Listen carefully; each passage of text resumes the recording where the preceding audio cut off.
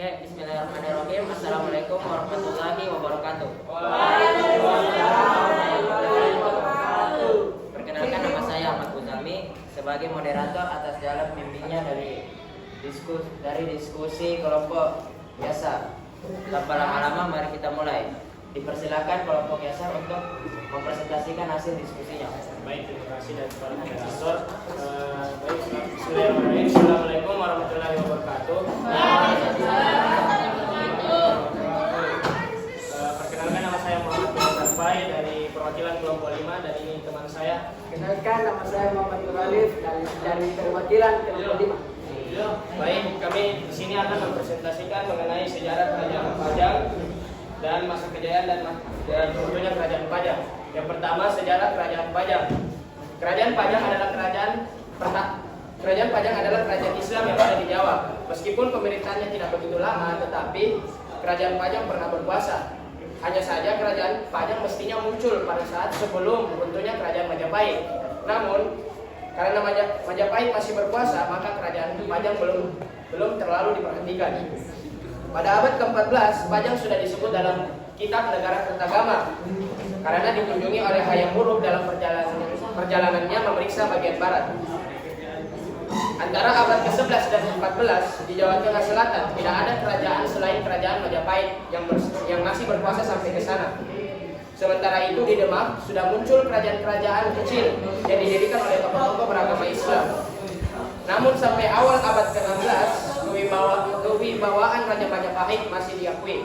Setelah Majapahit mengalami kemunduran atau lebih tepatnya pada abad ke-17 dan awal abad ke-18, para penulis Kertasura menuliskan asal-usul kerajaan Pajang. Kerajaan Pajang adalah kerajaan Islam di Jawa yang didirikan oleh Jaka Tingkir. Kerajaan Pajang terletak di Pengging yang dulunya dipimpin oleh Ki Ageng Pengging selaku bupati di sana, yang kemudian dihukum mati oleh Raja Demak karena dugaan ingin berontak terhadap kerajaan Demak. Setelah dewasa, Jaka Tingkir mengajukan diri ke kerajaan Demak karena kepandaiannya ia diangkat menjadi menantu oleh Sultan Trenggono. Setelah itu, kami akan menjelaskan tentang masa kejayaan kerajaan Pajang yang akan dibacakan oleh saudara Ali. Baik, masa kerajaan Pajang. Masa kejayaan kerajaan Pajang terjadi pada masa pemerintahan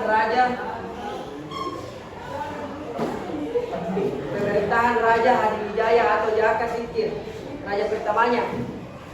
Sultan Pajang dimulai melakukan perluasan kekuasaan sehingga beberapa daerah sekitarnya antara lain Ibang dan Demak sendiri mengakui kekuasaan Pajang.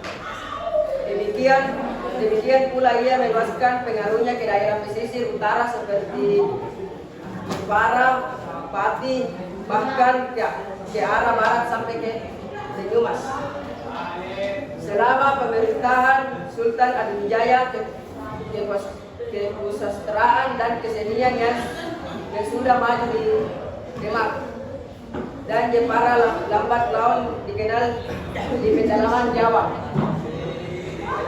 Pengaruh agama Islam yang kuat di pesisir dan menjalar tersebar ke daerah pedalaman. Pada masa pemerintahan Raja Hadiwijaya mulai banyak raja-raja kecil yang tunduk padanya. Selain itu, ia juga memperluas daerah sampai Madiun, aliran sungai Sorong yang besar, Blora dan Kediri. Pada tahun 1581, ia berhasil mendapatkan pengakuan sebagai sultan Islam dari raja-raja penting di Jawa Timur. Setelah itu, runtuhnya kerajaan Pajang. Sultan Hadiwijaya meninggal pada tahun 1587, yang kemudian dimakamkan di Butuh yang terletak tidak jauh di sebelah barat taman kerajaan Pajang.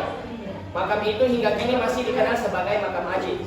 Sepeninggalan Sultan Hadiwijaya pada tahun 1587, kerajaan Pajang ditaklukkan oleh negara bawahannya yaitu Mataram. Keterangan mengenai hal ini pada umumnya hanya terdapat dalam buku-buku babat, terutama buku babat Tanah Jawi yang ditulis oleh para penjaga Mataram 1 abad kemudian.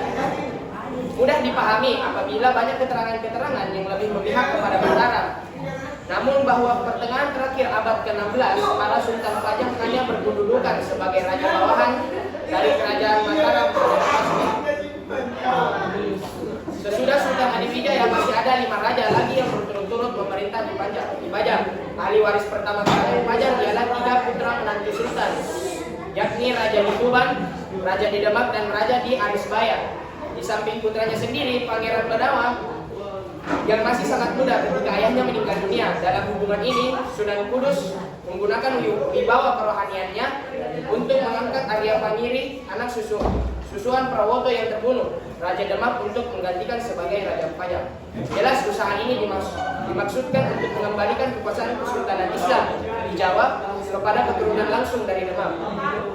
Setelah itu, ada beberapa peninggalan kerajaan Pajang, yaitu yang pertama adalah makam Joko Tingkir, yang kedua makam para bangsawan Pajang, yang ketiga Masjid Laweyan, yang keempat Bandar Kebenaran, dan yang kelima itu Pasar Laweyan, keenam kesenian batik Laweyan, dan salah satunya yang masih terkenal hingga saat ini yaitu kerajaan Pajang itu sendiri.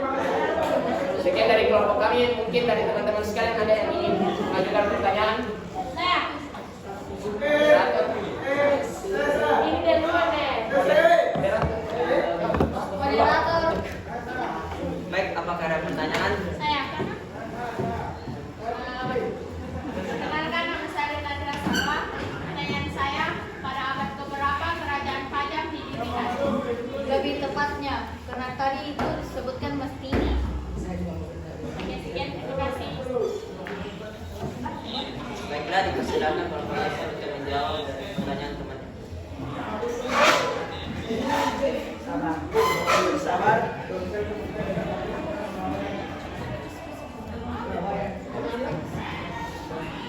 Baik, kami akan menjawab pertanyaan dari Luna, yaitu pada abad keberapa dan lebih tepatnya kapan didirikannya kerajaan Pajang. Baik, kerajaan Pajang itu sendiri didirikan pada abad ke-17, yang dimana setelah Sultan Trenggono meninggal terjadi perebutan kekuasaan antara Pangeran Sekar Sedolokan dengan Sunan Prawoto. Setelah Sunan Prawoto menjadi raja, beliau berhasil dibunuh oleh Arya Penangsang, anak Pangeran Sekar Sedolokan. Tetapi Arya Penangsang berhasil dikalahkan oleh Jaka Tingkir, yang kemudian dinobatkan menjadi raja dengan nama Adipijaya, dan beliau memindahkan semua daerah kekuasaannya ke Pajang. Baiklah, apakah ada pertanyaan lagi?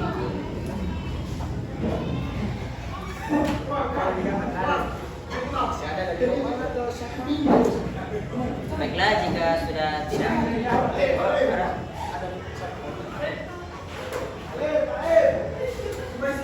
Siapa mau bertanya? Nah, jika tidak ada pertanyaan, ya saya tutup presentasi dengan mengucapkan wassalamualaikum warahmatullahi wabarakatuh.